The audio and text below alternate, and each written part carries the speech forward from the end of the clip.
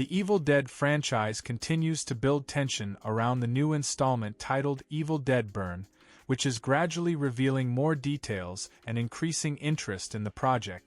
After the screening of the first short excerpt, audiences finally received a more expanded idea of what the next stage of this cult horror series will be. Earlier, one of the first excerpts was shown in theaters ahead of screenings of The Mummy directed by Lee Cronin.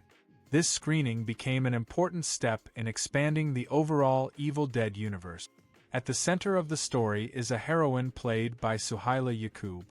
Her character faces an escalating nightmare connected to the appearance of the undead and the gradual destruction of the familiar reality around her.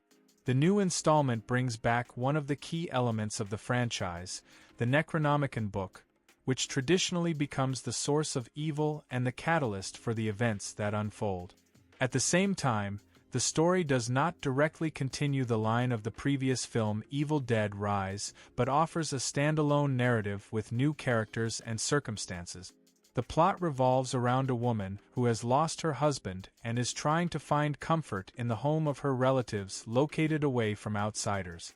However, the family gathering quickly turns into a chain of terrifying events as loved ones begin to turn into the dead one by one. Gradually, the situation gets out of control, and it becomes clear that even promises made in life do not lose their power after death.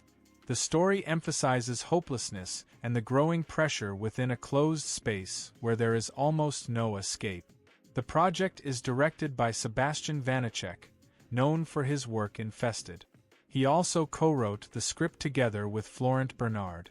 The creative team is focusing on a harsher and darker tone that is meant to set the film apart from previous entries. At the same time, another project within the same universe is in development, handled by Francis Galuppi, previously known for The Last Stop in Yuma County. The studio intends to continue expanding the franchise after the commercial success of the previous installment, which indicates long-term plans for the series.